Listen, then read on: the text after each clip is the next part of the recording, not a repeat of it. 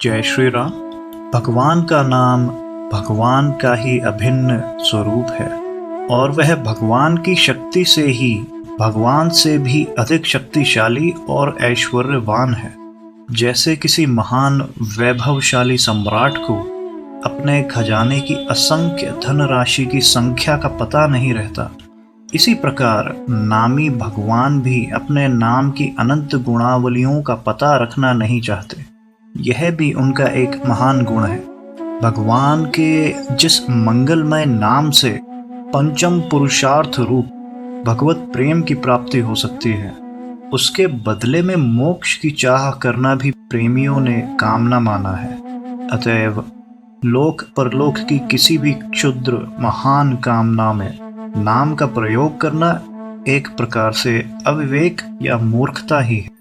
लोक परलोक के जो भोग हैं सभी दुख योनि और विनाशी हैं।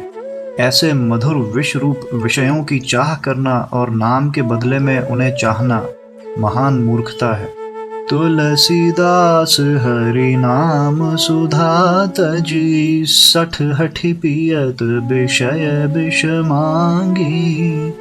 अतएव बुद्धिमान और अपना यथार्थ कल्याण चाहने वाले पुरुष का यही कर्तव्य है कि वह अपने जीवन को भगवान नाममय बना दे और नाम के फलस्वरूप उत्तरोत्तर बढ़ती हुई नाम निष्ठा की ही कामना करे। यही नाम का आदर है और इसी भाव से नाम का सेवन भी करना चाहिए।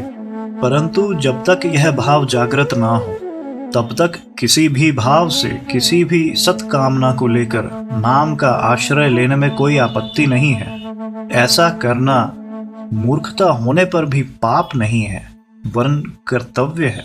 अवश्य ही जिसमें किसी दूसरे का जरा भी अहित होता हो और परिणाम में अपना भी अहित होता हो, ऐसे किसी कार्य की सिद्धि के लिए भगवान के नाम का प्रयोग कभी नहीं करना चाहिए।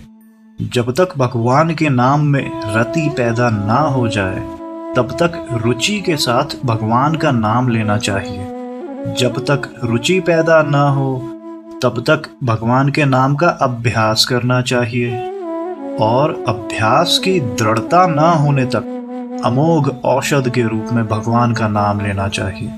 श्री राम। भगवान का नाम नित्य मधुर और दिव्य अमृत रूप है। उदाहरण के लिए मीठी मिश्री होने पर भी पित्त के रोगी की जीभ कड़वी होने के कारण मिश्री कड़वी लगती है, परंतु मिश्री पित्त नाश की दवा है। मिश्री के सेवन से पित्त का शमन होने पर जब जीभ का कड़वापन मिट जाता है तब मिश्री मीठी लगने लगती है, क्योंकि वह मीठी ही है। इसी प्रकार पूर्व संचित कर्म मल के कारण हमारी दूषित वृत्ति जब तक भगवान के नाम के माधुर्य का अनुभव नहीं करती बल्कि उसे कड़वा समझती है, तब तक दवा के रूप में जबरदस्ती उसे लेते रहना चाहिए। लेते लेते कर्म मल का शमन होते ही भगवान की सहज नाम माधुरी का स्वाद आने लगेगा। परंतु यह स्मरण रखना चाहिए कि नाम आश्रय कलयुग में सबसे बड़ा आश्रय है। इस एक ही आश्रय से सर्वांगीण पूर्ण सफलता प्राप्त हो सकती है।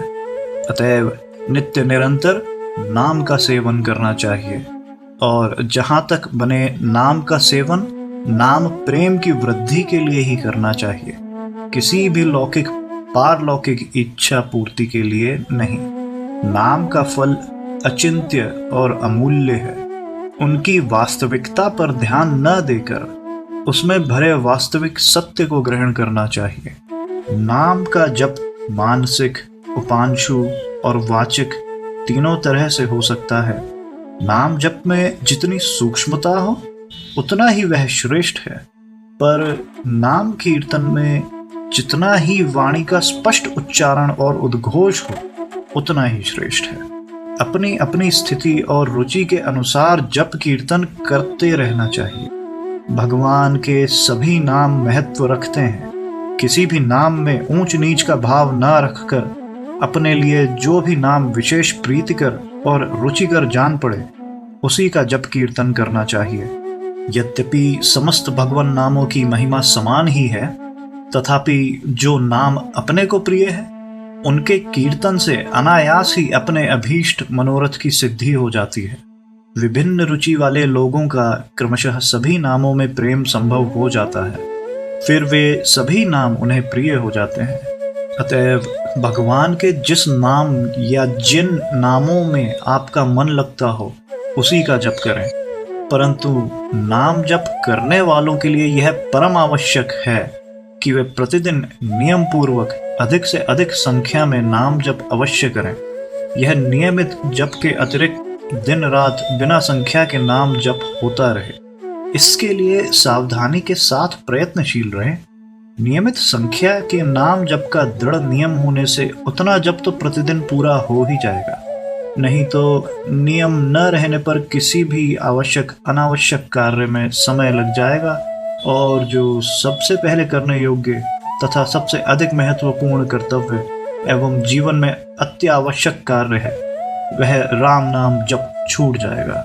मन धोखा देकर समझा देगा कि नियम थोड़े ही है, यह बहुत ज़रूरी काम है, इसे पहले कर लेना चाहिए। फिर व्यर्थ की बातचीत भी ज़रूरी काम हो जाएगी।